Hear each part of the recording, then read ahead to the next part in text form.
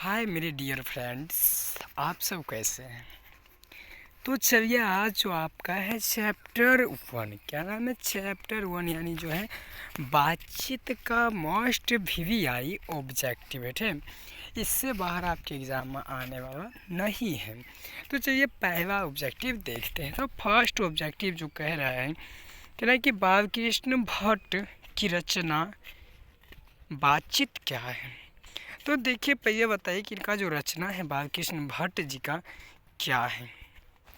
एकांकी है, कहानी है, यात्रा स्मरण है या ललित निबंध है।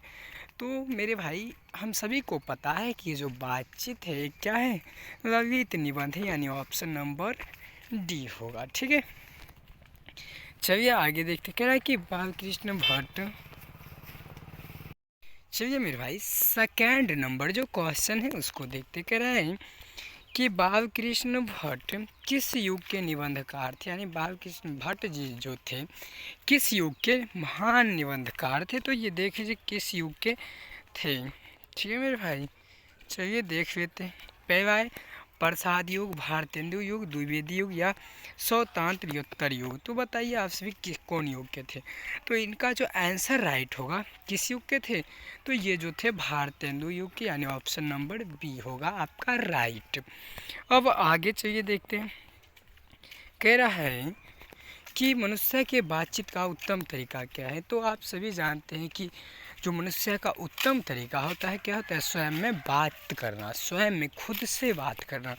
तो उसी को क्या कहते हैं, उत्तम तरीका। तो देख लीजिए, देख लेते हैं ऑप्शन, हाँ, यानी कि आत्मीयता से बात करना, ऑप्शन नंबर डी इसका होगा। जो क्वेश्चन नंबर 3 का होगा ऑप्शन नंबर डी इसका राइट आंसर होगा। ठीक है मेरे भाई, चलिए आगे देखते हैं। क्या संवाद में सबसे महत्वपूर्ण क्या है।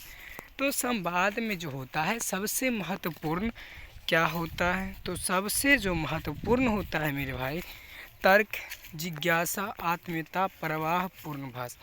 तो इनका जो सबसे महत्वपूर्ण होता है क्या होता है मेरे भाई, आत्मीयता होता है, ऑप्शन नंबर सी होता है। ठीक है, आगे देख लीजिए। कह रहा है कि बालकृष्ण भट्ट जी का जन्म कब जन्म हुआ था, यानी कि कब हुआ था। बालकृष्ण भट्ट जी जो थे इनका जन्म कब हुआ था। चलिए पहला ऑप्शन है 23 जून 1884, उसके बाद है 23 जून 1844, यानी option number B is the right. 23 जून 1844 को क्या हुआ था, इनका जो था जन्म हुआ था। ठीक है मेरे भाई, इनका जन्म कब हुआ था, 23 जून 1844 को बालकृष्ण भट्ट जी का। चलिए आगे देखते हैं।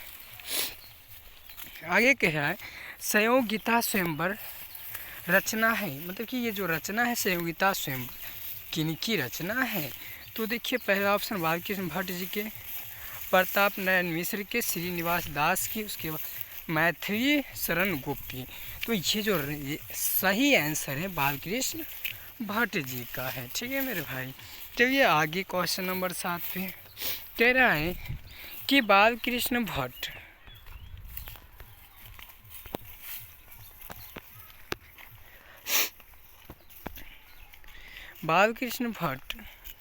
कौन सी रचना बालकृष्ण भट्ट की नहीं है। तो देखिए कहते हैं कौन सी रचना नहीं।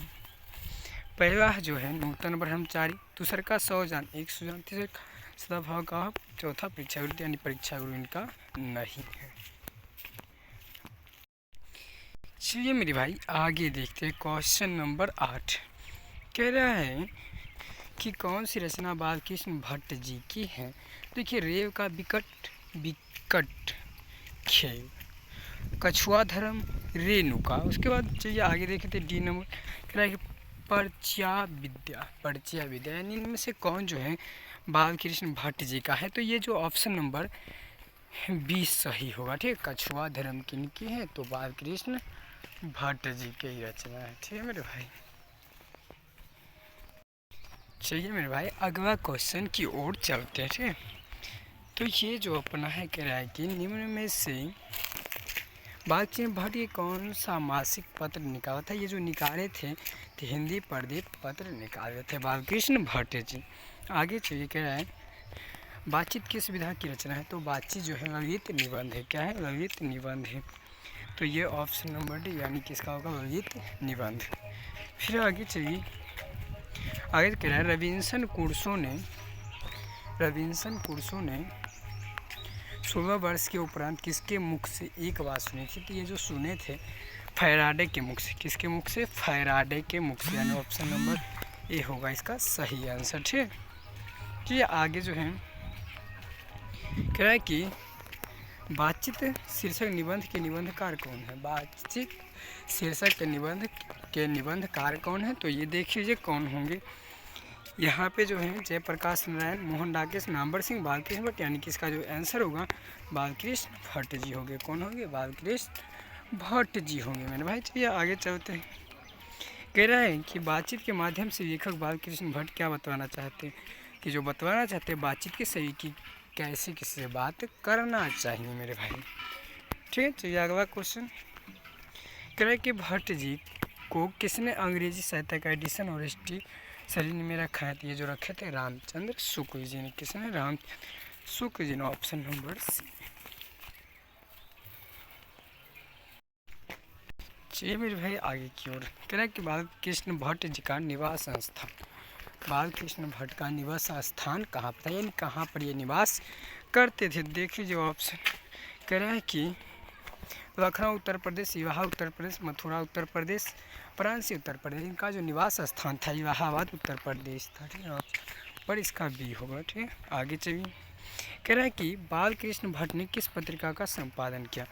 ये जो किए थे हिंदी प्रदीप के किए थे। किसका किए थे, हिंदी प्रदीप के। देखिए ऑप्शन नंबर सी इसका सही आंसर होगा। ठीक है, चलिए आगे। कह रहा है कि बालकृष्ण भट्ट ने हिंदी प्रदीप नामक मासिक पत्रिका कब निकाला था। मतलब कि बालकृष्ण भट्ट जी हिंदी प्रदीप नामक मासिक पत्रिका जो निकाले थे कब निकाले थे, कब प्रारंभ किए थे। देखिए इसका जो होगा क्या होगा, 1877 ईस्वी में राइट आंसर है। ऑप्शन नंबर ए इसका सही आंसर होगा। आगे चलिए। कह रहे हैं कौन सी रचना बालकृष्ण भट्ट द्वारा रचित नहीं है। चलिए देखते हैं। कह रहा है पद्मावती, बेनी संहार, मेघदूतम, मेघनाथ वध। मेरे भाई ये क्वेश्चन कुछ ना एरर है। ठीक है मेरे भाई, ये क्वेश्चन कह रहा है, देखिए क्वेश्चन पहले देखिए। कह रहा है कि कौन सी रचना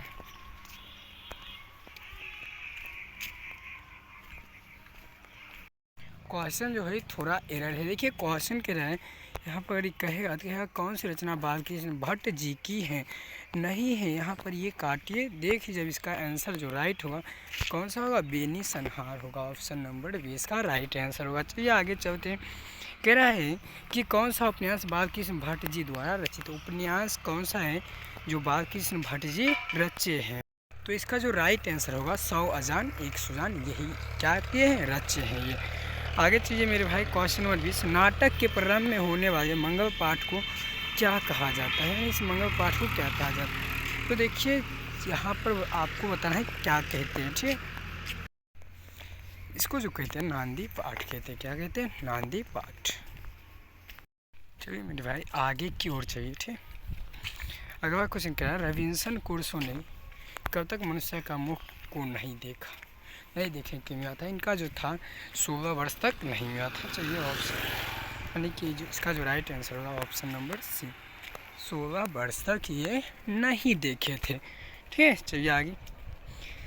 कह रहा है बोलने से मनुष्य के रूप का साक्षात्कार होता है, यह किसने कहा था। तो ये जो कहे थे, कौन कहे थे, तो देख लीजिए ऑप्शन। पहला ऑप्शन चाहिए, एडिसन है, बेन जॉनसन है, न्यूटन है, सस्पेंसर है। ठीक है, ये जो कहे थे कौन कहते, बेन जॉनसन। कौन कहते, बेन जॉनसन की बोलने से मनुष्य का साक्षात्कार होता है। आगे कह रहा है असल बातचीत सिर्फ 2 व्यक्तियों में हो सके, किसने कहा था, ये जो कहा था एडिसन ने कहा था। किसने कहा था, एडिसन। चलिए मेरे भाई आगे चलिए। कह रहा है कि एडिसन के अनुसार असल बातचीत कितने लोगों के बीच होता है। तो असल बातचीत जो होते हैं 2 लोगों के बीच होते हैं। ठीक है, ऑप्शन नंबर ए इसका राइट आंसर। आगे है, कह रहा है कि बातचीत से मन किस प्रकार का हो जाता है। तो देख लीजिए इसका ऑप्शन है हल्का और स्वच्छ होगा। कैसा होगा, हल्का और स्वच्छ होगा।